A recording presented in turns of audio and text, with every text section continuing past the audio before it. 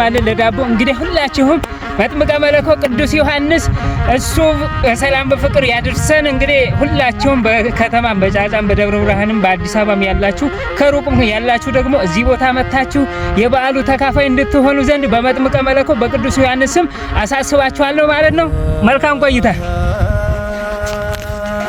እንግዲህ መጥምቀ መለኮት ቅዱስ ዮሐንስ ፍቃዱ ይሆንላችሁና ሁላችሁም ሰኔ 30 እዚህ ግራር አንበሳ መጥምቀ መለኮት ቅዱስ ዮሐንስ ቤተክርስቲያን መጥታችሁ የክብረ በዓሉ ተካፋይ እንድትሆኑ ዘንድ መጥምቀ መለኮት ቅዱስ ዮሐንስ ይፍቀድላችሁ እላለሁ። በሩቅም በቅርብም ያላችሁ እንዲሁም በከተማ በገጠርም ያላችሁ ሁላችሁም መጥምቀ መለኮት ቅዱስ ዮሐንስ ፍቀድልኝ ለደጁም አብቃኝ ብላችሁ ተማጸኑት። እንግዲህ መጥምቀ መለኮት ቅዱስ ዮሐንስ እንግዲህ ፈዋሽ ነውና እኛም ደግሞ መጥምቀ መለኮት ቅዱስ ዮሐንስ በረከቱ ይድረሰን ብለን እንግዲህ አሻሮ ተቆልቶ ገብሱም ለጠላ በቆሎም ለጠላ አዘጋጅተን ጤፉንም እንግዲህ ሁሉንም ነገር ለእንጀራ ለስንዴውንም ለዳቦ አዘጋጅተን እንግዲህ ወደ ወፍጮ ቤት እየሄድን እንገኛለን ማለት ነው።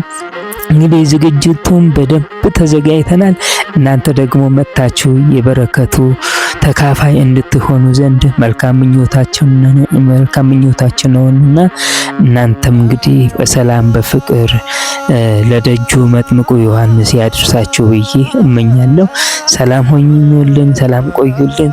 እንግዲህ መጥምቀ መለኮት ቅዱስ ዮሐንስ በሰላም ለደጁ ያብቃችሁ እላለሁ። መልካም ቆይታ። ሰላም ሁኑልኝ። እንጂ ፈታዩን